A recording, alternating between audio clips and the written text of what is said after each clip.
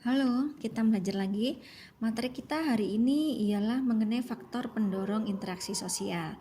Nah, tentunya anak-anak masih ingat kan dengan materi kita mengenai syarat terjadinya interaksi sosial.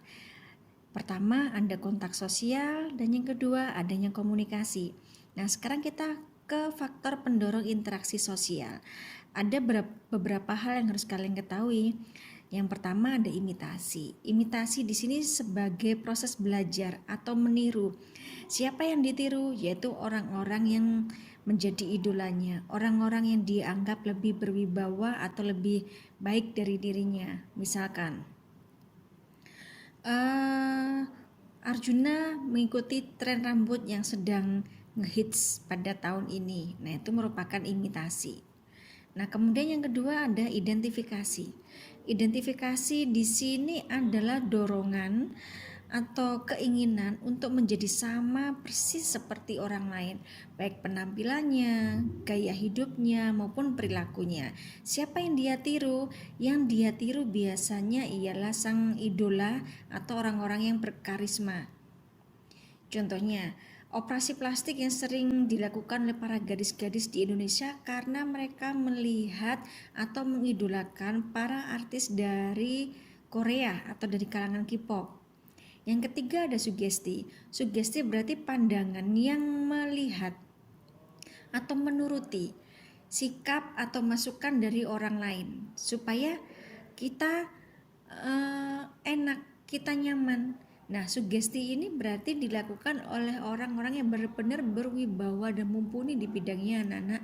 Misalkan ada hipnotis, tapi itu untuk ini ya, hipnotis yang untuk terapi ya.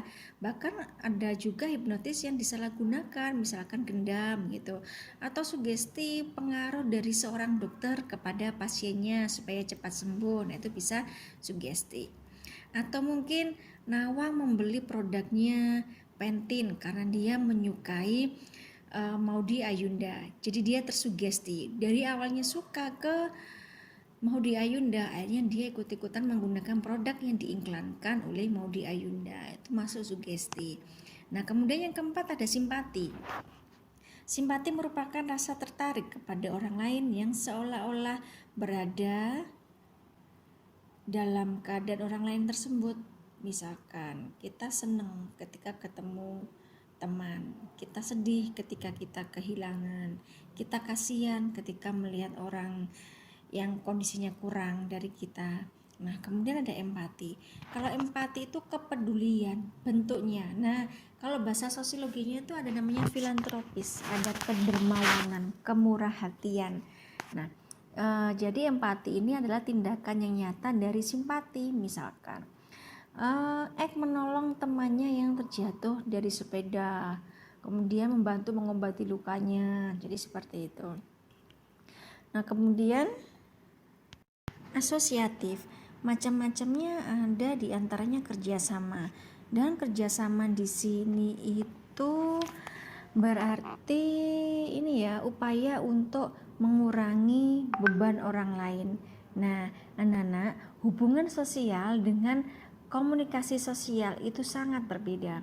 Kalau hubungan sosial itu berarti interaksi yang mengarah kepada pemenuhan kebutuhan kedua belah pihak atau upaya untuk mengurangi beban dari orang lain, seperti kerjasama, gotong royong, seperti itu.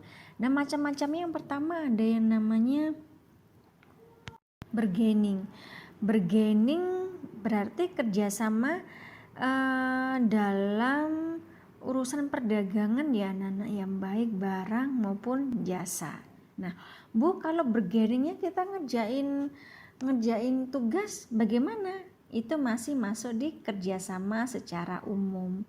Nah, bisa juga dikatakan bargaining jika kedua belah pihak, misalkan kamu dengan beberapa temanmu mengerjakan tugas kelompok. Itu bisa dikatakan bargaining jika di sana anak-anak saling memberikan jasa. Jadi nggak ada yang jadi parasit. Dalam bargaining ini hubungan yang dilakukan ialah hubungan mutualisme. Kemudian berikutnya ada namanya kootasi.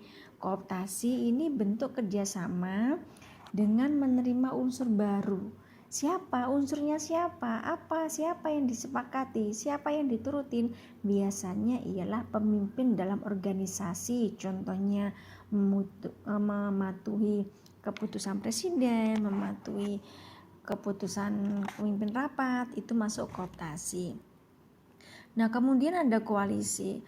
Koalisi itu bentuk kerjasama antar dua organisasi atau lebih yang punya tujuan sama, dan koalisi ini biasanya dalam bidang politik, misalkan koalisi antara Partai Nasdem dengan Partai Golkar untuk mendukung PDIP, begitu.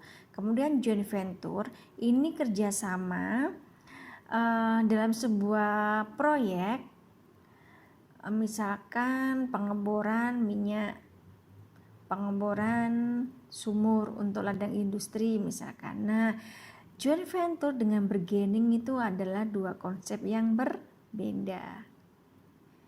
Nah, kemudian yang kedua ada namanya akomodasi. Akomodasi yang pertama adalah kompromi.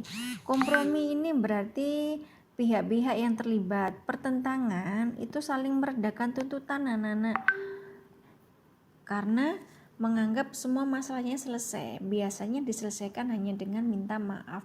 Misalkan kita menabrak mobil tetangga, tapi karena kita akrab, akhirnya tetangganya nggak jadi menuntut kita. Akhirnya kita maaf-maafan. Nah, itu kompromi. Kemudian yang kedua ada arbitrase.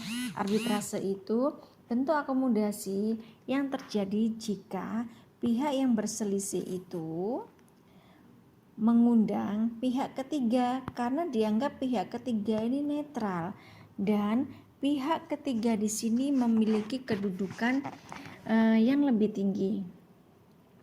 Misalkan Indonesia dulu pernah konflik atau bertentangan dengan Aceh, sehingga Aceh itu marah dan mau memisahkan diri dari Indonesia. Akhirnya pemerintah Indonesia di sini meminta tolong kepada PBB, dan akhirnya PBB mengarbitrasekan mereka dengan menunjuk Swiss sebagai negara yang netral untuk bisa menengahi konflik antara Indonesia dan Aceh. Nah, kemudian berikutnya setelah arbitrase ada mediasi. Nah, mediasi di sini bentuk penyelesaian pertentangan yang nanti mendatangkan pihak ketiga sebagai penengah dan juru damai. Bedanya apa, Bu? Kalau arbitrase itu biasanya sudah lintas negara, anak-anak sudah lintas lembaga yang sangat besar. Sementara mediasi di sini pihak yang ditunjuk itu sudah pasti ada. Misalkan untuk memediasi perseteruan atau rencana perceraian antara suami dan istri. Nah, sebelum ke pengadilan biasanya mereka dimediasi dulu. Atau mendamaikan perebutan batas tanah antara tetangga X dan tetangga Y. Nah, biasanya yang memediasi siapa? Biasanya ulama, kelurahan. Nah, baru nanti kalau misalkan mediasinya gagal, maka upaya yang dilakukan adalah adjudikasi, yaitu proses penyelesaian secara hukum. Nah, kemudian setelah itu ada yang namanya konsiliasi. Nah, hati-hati ya, nanti konsiliasi ini agak sulit dibedakan dengan arbitrase. Konsiliasi ini bentuk akomodasi atau bentuk penyelesaian pertentangan berupa upaya menemukan pihak-pihak yang berselisih. Tetapi konsiliasi ini pihak ketiganya enggak diundang, tapi dia datang sendiri karena berasa memiliki wewenang. Contohnya, buruh di pabrik PT Indomie melakukan demo besar-besaran menuntut kenaikan upah. Kemudian perusahaan tidak mau menaikkan upah. Nah, ternyata di sini beritanya sampai ke Kementerian Tenaga Kerja misalkan. Akhirnya Menteri Tenaga Kerja turun dan mendamaikan mereka yang berselisih, tapi keputusan diambil oleh pihak ketiga. Kemudian ada stalemate. Stalemate itu berarti konfliknya itu selesai dengan sendirinya karena dianggap kekuatannya imbang. Kalau diteruskan berkonflik maka nggak ada keuntungan yang didapat. Contohnya perang dunia 1 dan 2, di sana ada negara adik kuasa yang bermain, yaitu ada Rusia dengan Amerika. Nah, mereka sadar mereka sama-sama kuat. Kalau perang itu diteruskan sampai saat ini, misalkan kita nggak bisa bayangin kedua negara ini akan jadi seperti apa, pasti sama-sama rugi. Akhirnya Amerika dan Rusia ini memutuskan untuk menyelesaikan gencatan senjata, tapi mereka berperang di bidang lain, misalkan di bidang ekonomi, politik, dan sosial. Nah, dari sini semoga anak-anak bisa terbantu ya dari apa yang Bu Festi sampaikan.